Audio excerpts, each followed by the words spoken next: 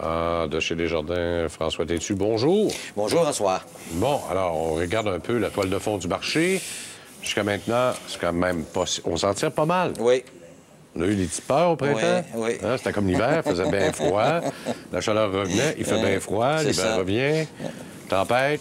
Ouais, mais ça ne semble pas qu'on soit entré dans un cycle. Hein? Un peu comme les saisons, il y a des cycles. Mais là, la température, on dirait pas qu'il y a vraiment un cycle bien défini. Même en début d'année, il faisait un petit peu chaud, même sur les marchés obligataires. Ouais. Il faisait de l'argent encore. Là, c'est pas sûr que ça va être ça le reste de l'année, par exemple. C'est plus difficile.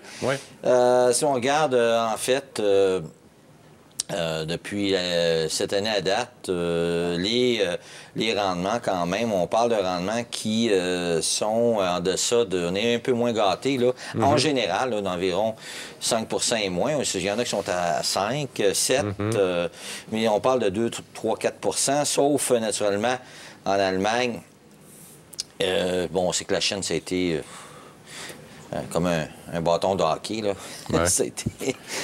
Il y a de la spéculation. Oui, bien c'est ça, parce qu'il n'y a rien à comprendre. Les autres, ça va mal économiquement, puis ça monte comme des fous. Beaucoup de spéculation. C'est des investisseurs chinois, c'est pas la même mentalité que les investisseurs occidentaux. Que ce soit en Europe ou en Amérique du Nord, c'est pas la même mentalité. On l'a vu dans l'immobilier, d'ailleurs. Ils commencent à leur série jouer un petit peu là, en bourse, là, parce que je me souviens, il y a 5 ans, je ne sais pas si tu te rappelles, on se contait des histoires. Tu sais, le balayeur, le matin, qui rentrait, qui s'achetait une action, leur vendait au sortie, il faisait plus d'argent que son action qu'il avait fait dans la journée de travail. C'est vrai, pareil. Là, ça a changé un peu. Oui, effectivement. Puis, au niveau de l'immobilier aussi, là, les gens s'empilaient un sur l'autre pour spéculer sur des propriétés immobilières. Donc, je vous dirais que, bon, on voit quand même les résultats depuis le début de l'année, sauf qu'il faut comprendre qu'on est dans une phase peut-être plus spéculative de ce côté-là. Du côté des secteurs, bon, naturellement, c'est toujours la consommation discrétionnaire. Je en avais parlé il y a quelques mois, les secteurs comme la santé, consommation discrétionnaire, blablabla. C'est quand même des secteurs qui ont quand même bien fait, sauf qu'il faut comprendre que c'est une problématique démographique. Les gens sont à la recherche de revenus. Les taux d'intérêt sont très bas. On ne va pas se répéter, tout le monde le dit. Ce qui fait que ça fait quand même... la demande pour ces titres-là fait en sorte que c'est un secteur qui est en demande, qui fait monter là, les titres à dividendes. Bien, c'est ça que je n'arrive pas à comprendre un peu. Je vais aller chercher justement l'indice depuis le 1er janvier. Effectivement, ça a grimpé. On est passé de 5,52 à 610. Comment t'expliques? Là, il commence à se faire un plateau, là. Mais comment t'expliques cette augmentation quand même assez bonne? Hein, on parle de pas loin de 10 là. Puis le consommateur ne dépense pas. Il y a quelque chose... Est-ce qu'il anticipe une dépense des consommateurs? Ou... Non, mais en fait, non, mais c'est parce que la demande aussi au niveau de l'offre et la demande pour les titres, les gens vont, par exemple, axer leur achat, leur investissement dans des secteurs ou des sites spécifiques. Si on regarde du côté de la santé, puis je pense qu'on en avait parlé, non, c'était avec Sophie, de Valeant. Puis je pense que la Valeant, je l'avais parlé en avril 2014. Je disais, bon, le titre a doublé dans la dernière année. Mais c'est le seul qui fait monter l'indice. C'est le seul qui fait monter l'indice, la santé, puis qui traîne aussi l'indice canadien, donc un seul inétique, la demande. Alors, on a un peu ce phénomène-là de gens de côté de la consommation discrétionnaire aussi, la demande de ce côté-là. Si on regarde, bon, du côté des taux d'intérêt, j'ai trouvé ce tableau-là, François, intéressant, parce que, bon... Au 1er mai, on dirait que les taux qui est négatif sur les marchés obligataires. Puis si on regarde, en fait, la Suisse, là, on a une obligation de 9 ans donne un taux négatif. Donc, quelqu'un qui prête de l'argent à la Suisse, techniquement, fait en sorte que c'est lui qui paye, au lieu de se faire payer. Et ainsi de suite. Alors, on voit l'Allemagne, 4 ans. Le Danemark, après ça, on tombe à 3 ans, l'Autriche, la Belgique, la France, Finlande, etc. Bien, seuls les deux pays qui ont le plus de difficultés sont obligés de payer de l'intérêt sur au moins les 3 premières années. L'Espagne, l'Italie, on le voit. Alors, eux paient des taux, mais en fait, en général, en Europe, on a quand même plusieurs pays. Là, on en a près de 10 environ. Alors, on parle de taux négatifs sur le continent européen. Puis c'est pas... Puis ce que je trouvais intéressant, c'est que je disais, ben écoute, tu peux peut-être 1 an ou 2 en taux négatif, mais quand même, là, quand on est rendu à 4, 5, même 9 ans, c'est quand même assez à long terme. Une autre chose qui se passe actuellement, parce que c'est un graphique, je suis tombé dans MRB Partners. Les trois phases, là. Oui, mais c'est ça, c'est qu'en fait, c'est qu'on avait une accélération, mais quand même, il faut comprendre que c'était pas une accélération comme non. une fusée, mais une reprise économique du côté américain, mais qui n'était pas...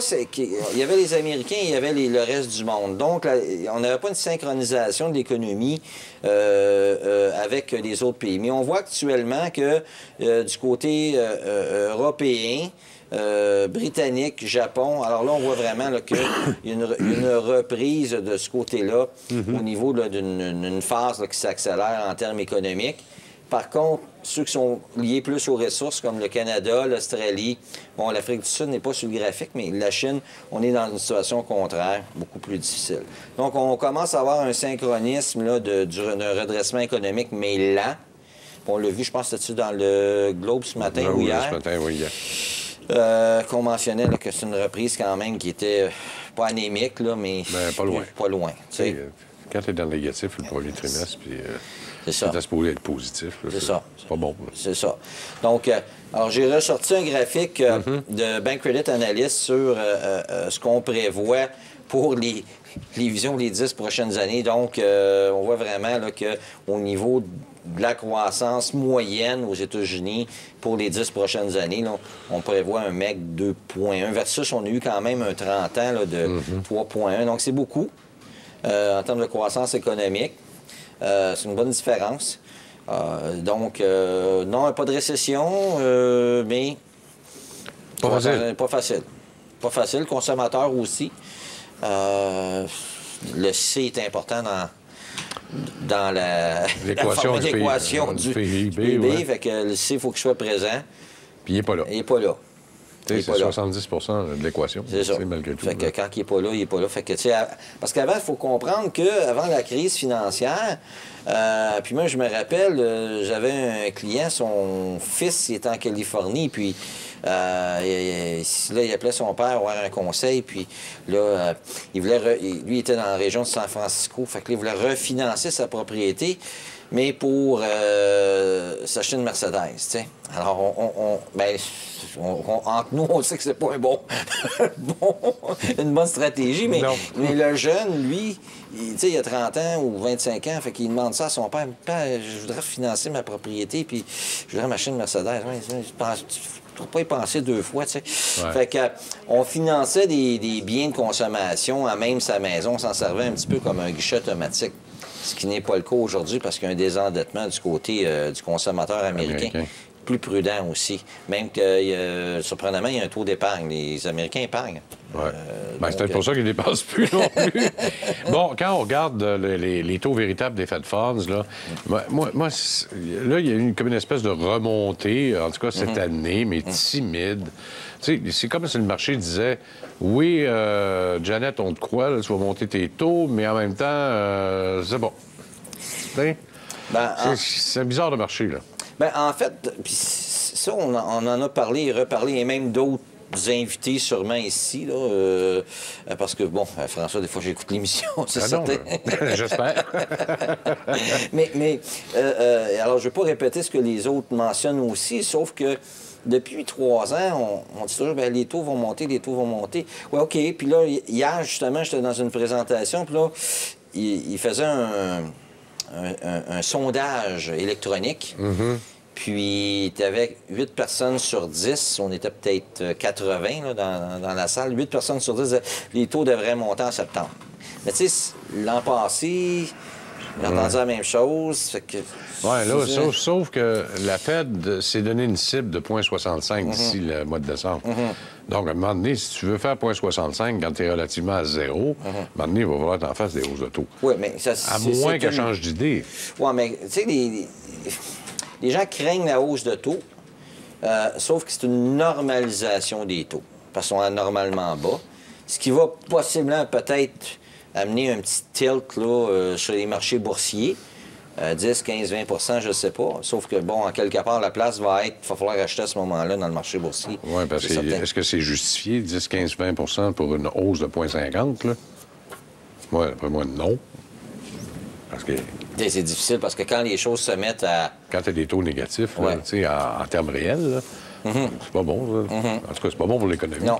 Bon, OK. On s'entend là-dessus. Les indicateurs américains... Actuellement, le vent a un peu tourné selon les différents stratèges américains que j'ai lus dernièrement. Il y en a qui disent, bien, le marché est bien évalué. D'autres disent, bien, selon le ratio court-bénéfice Sheller, qui est une autre approche, disent que le marché est possiblement surévalué dans une fourchette supérieure. Donc, selon les approches, on est soit bien évalué ou surévalué dans le cas du marché américain, ce qui fait en sorte que dans l'allocation d'actifs de Bank Credit Analyst, maintenant, ils sont neutres sur le marché américain. Ça, c'est une première parce que depuis 2009, on est en 2015, depuis 6 ans, leur première allocation d'actifs principale était le marché américain. Alors, ils sont devenus neutres là, dans leur dernière publication mensuelle. Principalement, ils disent, écoutez, les marchés, quand même, là, on croit qu'il y a une évaluation qui n'est pas surévaluée. C'est correct, mais on va être neutre sur le marché américain. Bon. Dernièrement, c'est ça, c'est parce que aussi... Ben, on en a parlé un peu, c'est drôle, on a parlé un peu de la divergence entre l'industriel et la section transport du Dow Jones. OK. Habituellement, c'est pas bon signe, ça, quand ça arrive. Non, c'est un indicateur précurseur qui, habituellement, je vous dirais, c'est rare qu'on va se tromper dans ce cas-là, parce que quand il y a une divergence entre le transport et industriel, puis là, ça perdure. Pour ça, j'ai sorti le graphique qui dure depuis avril-mai. Puis là, on arrive, là, c'était la semaine dernière que j'ai sorti ce graphique-là. C'est que là, habituellement, là, on devrait avoir possiblement un marché un peu plus difficile, voire peut-être on peut avoir un recul d'un 10 sur les marchés quand il y a une divergence entre les deux. Donc, tu as le transport. On a vu, il y a des bonnes compagnies, par exemple, dans le transport ferroviaire aux États-Unis qui ont beaucoup baissé. Il y en a quelques-unes. Dans le transport aérien, naturellement, même avec un pétrole qui avait reculé, les transports aériens dans le Airlines, dans le transport aérien. Il y a Alaska Air. J'ai United Parcel, c'est plus transport, mais c'est aérien. FedEx aussi. Dans le transport, Delta. Dans le transport de Railways, dans le ferroviaire, qu'est-ce que... Union Pacific. Bon, Union Pacific, ça a reculé de combien, ça? 20 On va aller chercher UNP, GP, on va le voir tout de suite. On regarde ça depuis... c'est pas drôle, là, depuis le mois de février, mais c'est comme tout le transport ferroviaire. Tu regardes le CNCP, ça, il a passé dans le tordeur aussi. Là. Donc, vous avez des bonnes compagnies, des bons fondamentaux. Un investisseur valeur là, va dire hey, écoute, moi, je suis acheteur de ces titres-là.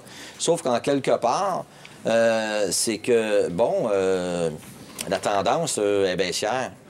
En tout cas, on va surveiller ça de très, très près. C'est déjà terminé, ça passe vite, hein? François, déjà? Ça n'a pas de bon sens. Voyons. 14 minutes dans un... comme ça. OK. Merci beaucoup, François. Bonne journée. On vous retrouve demain, entre autres, on va parler de...